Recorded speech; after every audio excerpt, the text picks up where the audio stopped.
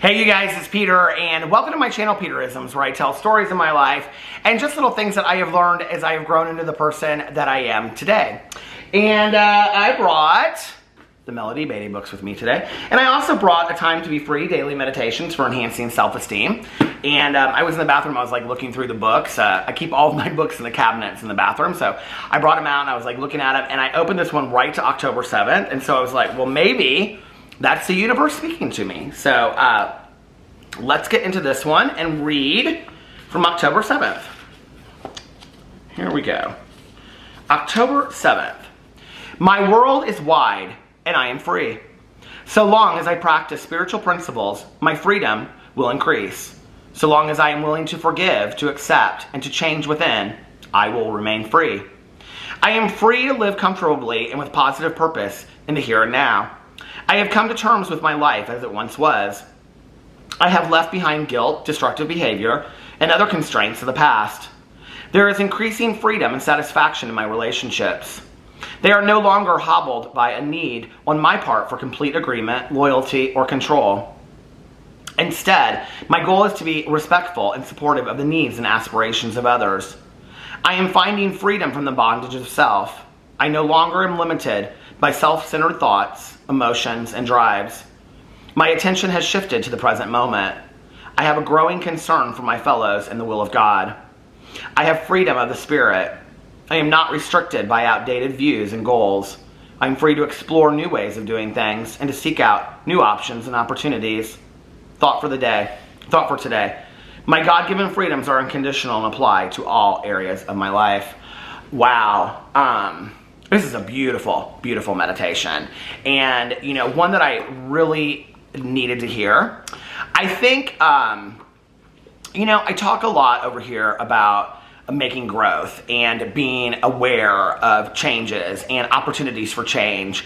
And, you know, I've recently talked about those days that you wake up and it's just like the change has occurred and you didn't even realize it because you were kind of practicing these spiritual principles. And to me, spiritual principles do not have to be religious spiritual principles. You know, they don't have to be of a godly kind of thing. Spiritual principles could be, if you're an atheist or an agnostic, they can be of the universe or the tides or, you know, whatever you believe in, you know. And just good orderly direction, as people say. It doesn't have to be this like religiosity, and I want to make that very, very clear. But I think like this meditation speaks of when you have arrived. You know, like I have arrived. I've like the changes have occurred and now it's time for me to step into, because you never stop growing, right? Like that's the thing that's really important to know, is that you never stop growing. You never stop evolving into a better version of yourself, or a worse person, or a worse version if you don't do the work. You know, I mean, have you ever known people that just get more bitter, more miserable, angrier, and just affect all the people around them? It affects their business, it affects who they are, it affects their families, it affects everything around them because they get bitter, angry, resentful, and more negative as the years go on. I don't want to be that, you know? And so your three opportunities are this: the opportunity to become more negative, the opportunity to become more positive, or the option to be stuck. And I have been stuck at many points in my life. I have also chosen the opportunity to be more negative.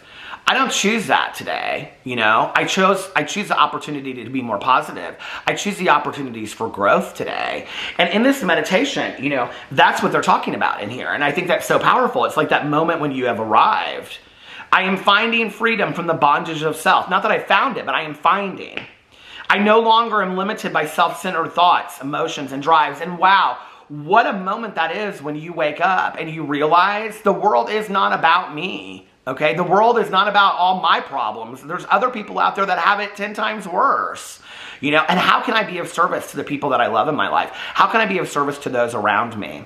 You know, that's such an empowering feeling to realize the world doesn't have to be about me, but I can be of the world and I can contribute to the world in a positive way. And that is like such a powerful feeling, you know?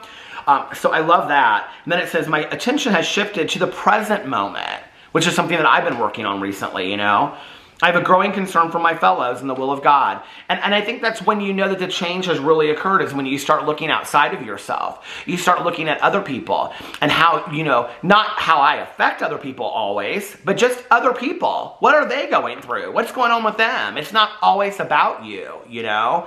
You're not always the most important person in the room.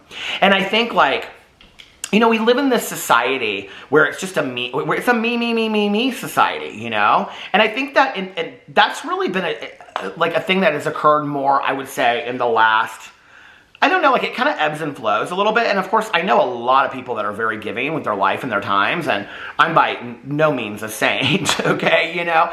But, you know, I feel like in the past, like when I was growing up, I don't know, there was more concern about your neighbors. There was more concern about the people down the street, and if somebody passed away, you know, taking them knowing that somebody had passed away, and taking them a casserole or a bread, or, you know, being there for your family and family dinners and all this kind of stuff. And I know that there's a lot of people that still do that, but there's a lot of people that haven't. I feel like we've gotten away from a lot of that, you know, of just knowing the person that lives next door to you and saying, hello, hi, how are you? Are you having a good day today? You know, it's like, that's so simple to do, and yet so many of us don't do it. I didn't do it for years, you know, and now it's almost like I have to, like, work towards doing it sometimes because I'm so busy, you know? So I love this, and there is increasing freedom and satisfaction in my relationships. They are no longer hobbled by a need on my part for complete agreement, loyalty, or control. And wow, it is truly freeing when you feel that way, right? I don't have to agree with you. You know, I don't need to control this situation. You know, like, it's you do you, I'll do me, and we meet in a fantastic place. I remember when I was in counseling after I first gotten sober, well, it was about 4 months after I'd gotten sober, and I was dating this guy. We don't recommend that to get in relationships in early sobriety, and that was probably one of the worst decisions I ever made.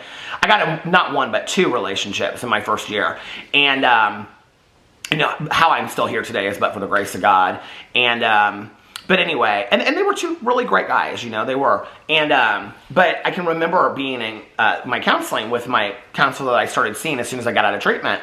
And I was talking about the first guy that I was seeing, and he was like perfect. I mean, he was like on paper, like perfect, and was adorable, and looked like Ben Affleck, and had everything going for him, you know, everything that I didn't have going for him, he had going for him. And not only that, but he was also the guy that I met on my last night out through a friend of mine, my friend that I had, like, well, I talk about this on my vlog, but she and I went to kindergarten, elementary, junior high, high school, college, and graduate school together.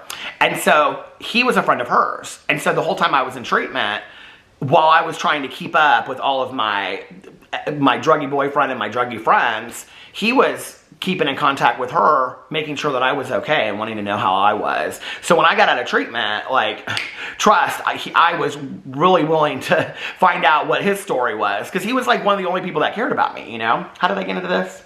Oh, but I can remember sitting in a counseling session. We had been dating for a couple weeks, and I was talking to my counselor about him, and I was like, you know, isn't it so wonderful? Like, our lives are like, no, I said, like, you know, he likes this and I like that, and he likes this and I like that, and we're just so similar, and we were nothing alike whatsoever. Our lives were so completely different. And my counselor said, no, I don't know that I agree with that makes a great relationship whatsoever. And I kind of looked at him, and he goes, and I was mad that he said this. He goes, I think a really great relationship is when you have 2 independent people that share this middle part together. They share this family, their home, and their lives together, but they have independent interests and likes, you know. Well, it took me 20-some years to find that in my husband, Alex, but, you know, I didn't realize that at the time. I thought a fairy tale meant, you know, needing to control and be with this person every day, every aspect of the relationship I was controlling. And I look at that now, and I'm like, God, like, that just was not the answer, you know. And letting go of all of that, which we talk a lot about in Melody Beatty's books, is just so freeing, you know. It's just so absolutely freeing to let go of some of that and be like, I don't have the need to control that anymore, you know.